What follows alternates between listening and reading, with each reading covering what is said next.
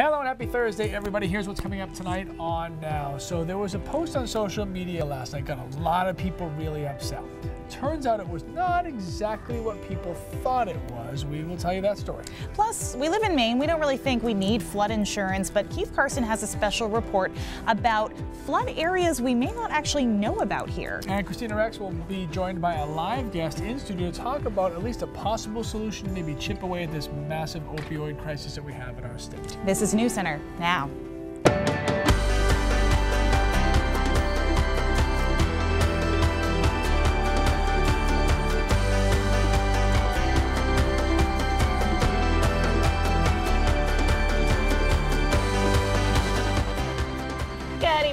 Thanks so much for joining us. I'm Amanda Hill. And I'm Lee Goldberg. If you've ever been the victim of a rumor, you certainly know how painful that could be. What about one that makes you appear racist? One man in Biddeford says he's getting hateful messages on social media after a racist ad on Craigslist uses his name. Yeah, so Chris Costa dug into this story today. Yeah, Lee and Amanda, a viewer sent us this post to look into. She was upset that someone would be so brazen to post the sentence, "Blacks should not apply," in a Craigslist ad. But it seems like there's a larger lesson in social media use behind all this. Ryan Lebrecht is at the center of a controversy. I don't know who would do this. A controversy he says he had nothing to do with. It's definitely like a jolt of electricity to you, you know. Now he's getting hateful messages like these, all in response to a Craigslist ad now circulating on social media. That's the kind of response. It's really scary. The ad claims that Lebrecht's apartment on Oak Street in Biddeford is for rent, but states blacks should not apply. You say you did not write blacks should not apply. I did not write that. It is not something I would write. Craigslist removed the ad, but not before rumors started flying on Facebook. The internet, you've got the good side and the bad side of it, and people will believe what they see out there, and it isn't true, you know. He says the ad is a fraud. That's his building's address, but the pictures of the interior don't look anything like the real thing. I don't know what the motive behind it is or anything. He says his apartment isn't even for rent. Now he's scared, worried about the rumors continuing to swirl. Kind of scary, serious too. You know, you just don't know. People react pretty heavily to stuff like that. It's not something to be taken lightly.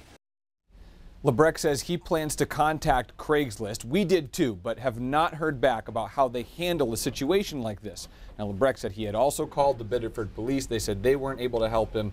But again, it's one of those lessons about how quickly something can snowball on social media, something that appears to be one way, and in this case appears not to be. And anyone can just go on Craigslist and just write whatever they want about you. So, oh my gosh. Well, we've seen those apartment scams before. Right. You know, people creating fake apartments. So, and this is kind of one of those with a twist. All right. Thanks, Chris. Yep.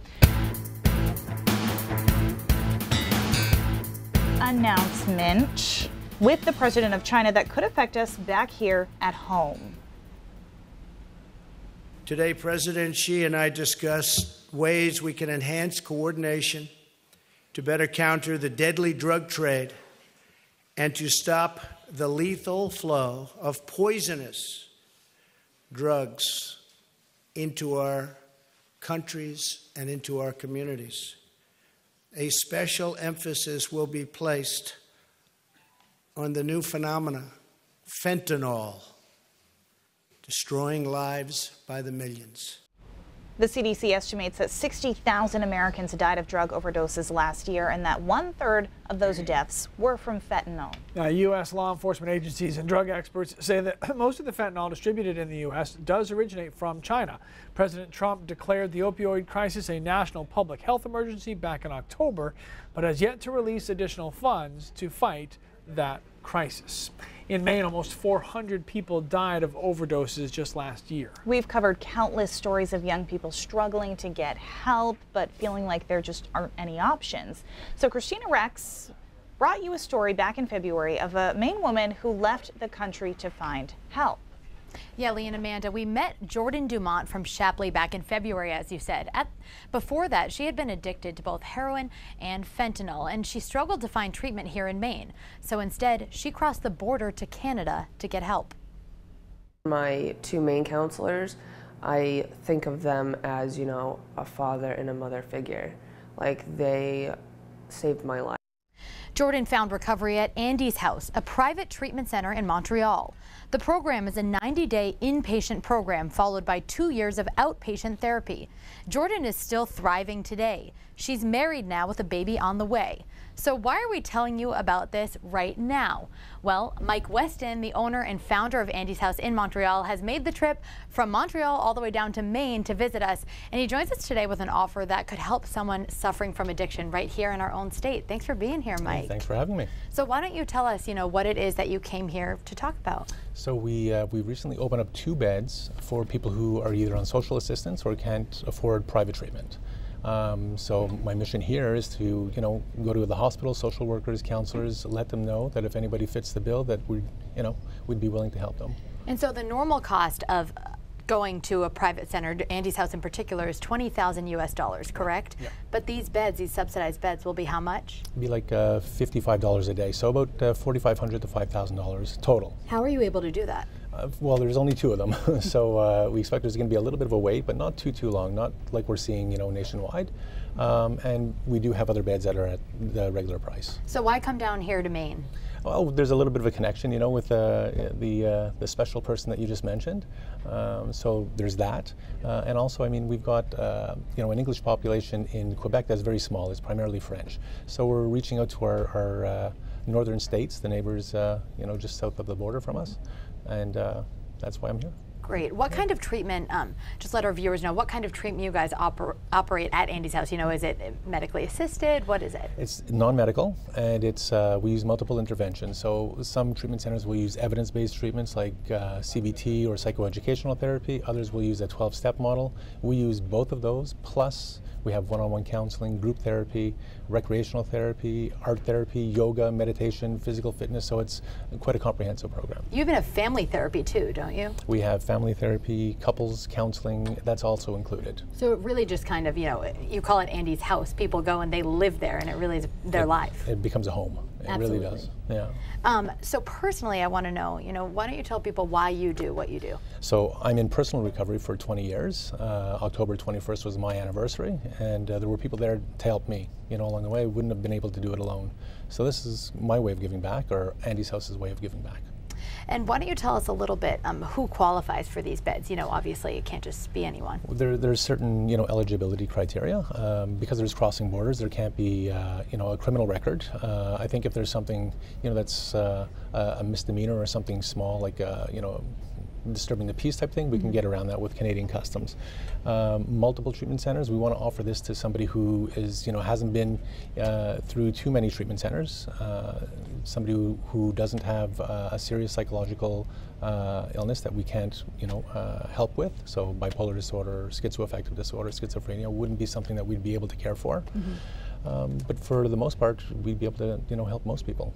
And if, this might apply to someone who's watching this, either that person or someone they love, how can they get in touch with you guys? They can call us at 1-844-689-2639, or, look at our website, andyshouse.com, and connect through us that way. And that is on our website as well, that number. So if anyone needs that information, we're going to continue talking with Mike actually during the commercial break on Facebook Live. So if you're watching on Facebook, be sure to watch there. Lee and Amanda, back to you.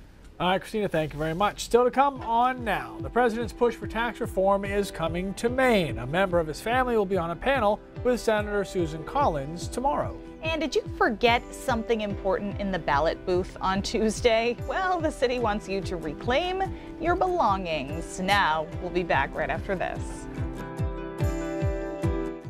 A member of the First Family will be in Maine tomorrow. Senator Susan Collins is set to host Ivanka Trump at Volk Packaging in Biddeford around noontime. Both women will be part of a forum on tax reform. This comes as Ivanka's father is working with Washington leaders to get his tax cuts through Congress. 4 months after it was announced, the sale of Saddleback Mountain is still not final. Back in June, current owners Bill and Irene Berry announced that they would be selling the mountain to Australian developers, the Majella Group. But today in a Facebook post, Sebastian Mansour, the Majella CEO, revealed that the sale is still not final. He wrote, quote, "We have encountered delays that have impacted our timelines. This has been on our end and not the Berries. We are incredibly thankful to the Berry family and their advisors for their ongoing patience, kindness, and support. I am wholeheartedly committed to this deal, end quote. He also wrote that the group still hopes to be open at some point this year to get some skiers on the mountains. Okay, this might be the strangest thing that we have seen all day. Randy Billings is a reporter at the Portland Press-Herald. He says if you left your teeth at a polling place in Portland, call the city clerk to reclaim your belongings. Yeah, that's not good. Portland City Councilor Spencer Thibodeau replied saying, how could you actually provide proof that that was yours? I mean, is it like the Cinderella shoe? Does it Do you fit? just have to open your mouth and say, I don't know, are all They're missing. 2 sets of teeth the same? No, I don't think so. I think it's formed to your mouth. Okay. After we're getting that, hurry up. After we saw the destruction by floodwaters in Texas, we wanted to know this too. Are Mainers ready for a storm like that? Keith found many households could be doing something to protect themselves, but choosing not to. And we know the weekend's going to be cold, but will it be snowy? Keith, we want them to watch. What are you doing? After the break. All right, when you think weather damage in Maine, you probably think snowstorms or ice storms, floods, not really something that's on the radar. Yeah, but on today's very special edition of Braindrops, Keith Carson shows us why you might want to rethink that.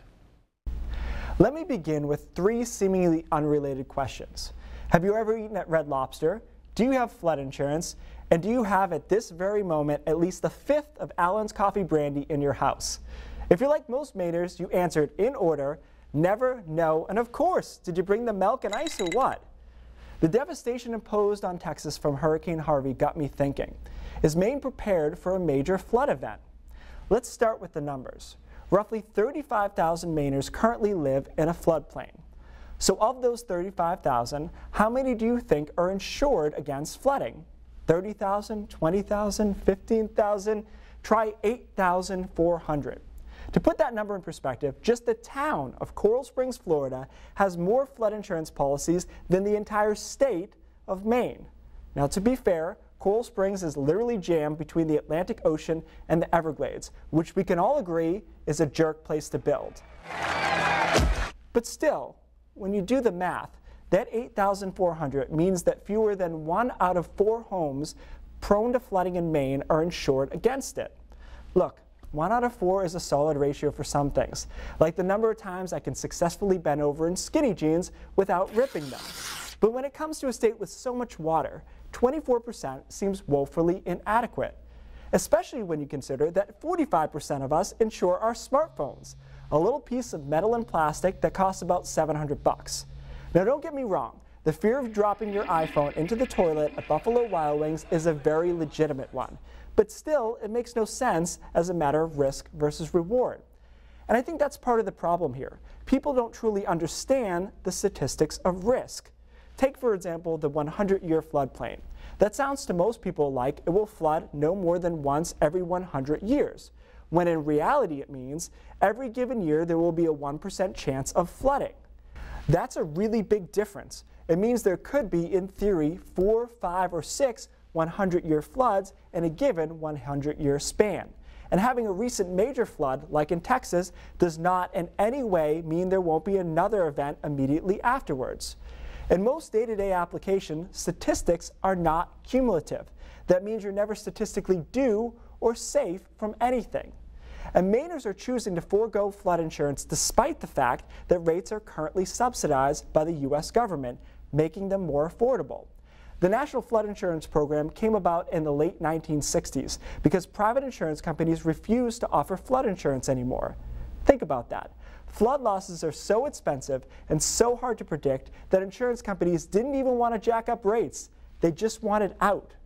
Now, there are plenty of problems with the National Flood Insurance Program, not the least of which are repetitive loss properties, some of which have flooded 10 or more times and keep getting rebuilt. And of course, the fact that taxpayers help multimillionaires rebuild their reckless mansions perched in spots they know are going to flood.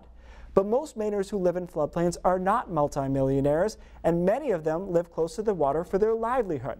So for us, the government funding is working largely as it was intended, to help people protect their homes at a rate they can afford.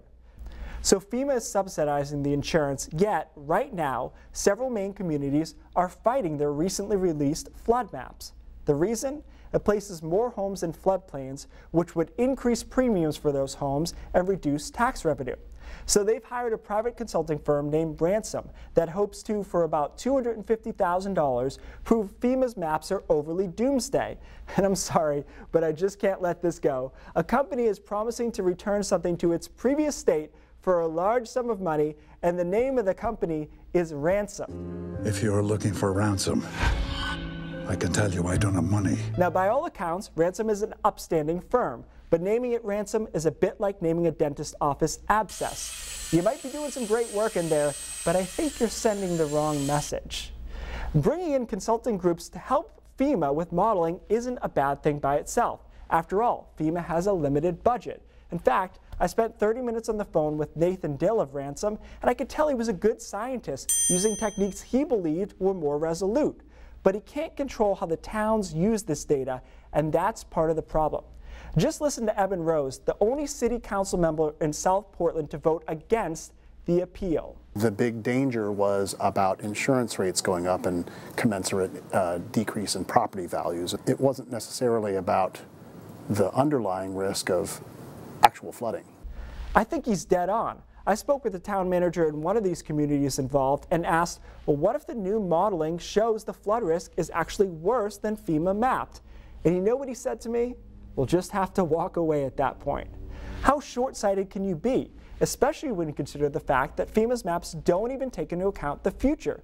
Sue Baker, the floodplain coordinator for Maine, makes that very clear. They don't take any sea level rise scenario on rivers. It does not take ice jams into consideration. So they really are just a snapshot in time of where we are, now. So I ask everyone in these towns, who really wins if this appeal succeeds? And if you think, hey, none of this impacts me, I don't live anywhere near the ocean, you really don't understand how far-reaching flooding can be. Just take a look at the map for Lewiston. Plenty of flood zones to go around. So do yourself a favor and check out this website.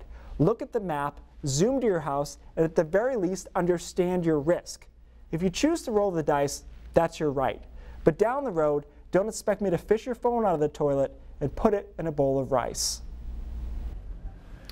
So, I mean, with the math of how many people are insured and are not, I mean, any way to guess that people just aren't aware they're even in a flood zone? They have to be aware they're in there. Usually it comes down to not having a mortgage. So if you have a mortgage, usually your mortgage company requires that you get flood insurance. So most of those homes are either probably passed down through the generations, and maybe they can't afford flood insurance, and other people simply just don't think it's a high enough risk to do it. But in the case of these towns, my problem is you're fighting just to fight.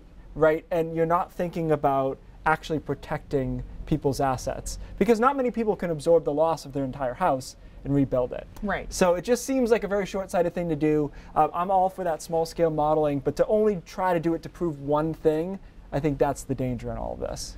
Okay. All right. Well, we're not really worried about any rain this weekend. No, unless I can't believe you're about to see unless it's white. 3 more minutes of me. This is just. This should not ever happen. Protest that. This is. Yeah, it is going to be cold here. Arctic front on the way, and you can see it with the snow showers just to the north and west of Ottawa. It's obviously chilly already to begin with. Jess, I have the wrong clicker. Can I have the other one? It's, thank you, Amanda. All right.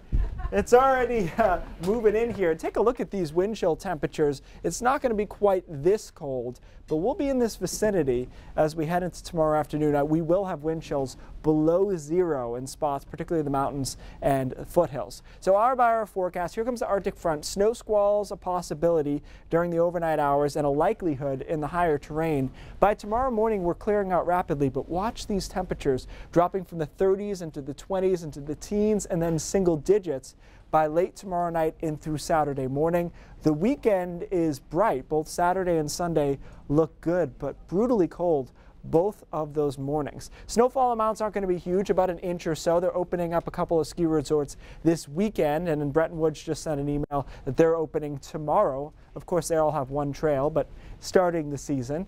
In the meantime, when this front comes through, a big concern for a lot of people is going to be winds. 50 miles an hour are going to be a possibility in the gusts here tomorrow afternoon through early tomorrow night. And you can see a few 5s popping up here. Most of us should stay around 45 miles an hour, but obviously a lot of people spend a lot of time without power relatively recently. So we'll see what this does. This will be out of the northwest direction and obviously about 20 miles per hour less than what we saw with that last big storm, so that should help. There is, though, a wind advisory for the entire state and in through New Hampshire. And the wind chills, guys, look at these through tomorrow night. They are going to be really cold, below 0 in Bethel, Berlin, into Kingfield, and then 12 in Portland for the wind chill. So a bright weekend, and then we got a couple of isolated showers around on Monday, and perhaps in through Thursday, a bit of a mixture as well. We'll moderate, but that only gets us into the mid-40s. So not just, take out your jacket, actually take out your gloves. Friday night, Saturday, those are the things that you kind of forget in the back. You try to forget, and then this time of the year you need them. Even our live show on Tuesday outside, cool. We were like, I could use some gloves right now. Looks great, though. I mean, it's nice of you to let us talk. Right. Do you want to toss to Cindy, see what's coming up at 5:30? Go ahead. No, go Cindy, ahead. what's coming up at 5:30? There you go. Funny you ask. I know what's coming up at 5:30. Thanks, guys. After almost an entire city block went up in flames last month, Sanford residents and city leaders are now cracking down on code enforcement and what they say they learned from the Island Avenue fire. And I don't think you'll ever get over it. After years of waiting for the ice to melt, a family has finally been able to pay respects to a fallen service member. Those stories and more all ahead at 5:30. Back to you. All right, thank you very much. News Center Now continues after the break. Tiffany's? You mean the jewelry store? That's right. I'm crazy about Tiffany's.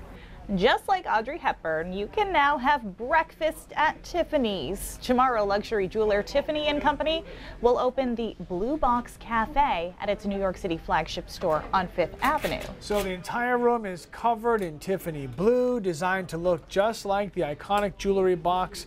Now, it's likely Holly Golightly probably wouldn't be able to afford breakfast there because it's about $30 for a plate, but I would say that is totally worth it to do something like that. I would say that's actually reasonable for that. It's a once-in-a-lifetime experience. I'm kind of surprised that this hasn't happened yet. I'm also kind of surprised that nobody behind us in the newsroom knows we're on television right now. Do you hear how loud they are back there? Like, don't mind us. I keep looking at Keith. I keep expecting them to show you in here. Come on in. Yelling. Come on in. Okay. Let's go. News Center 5:30. Hopefully it's quieter for Cindy. It starts right now.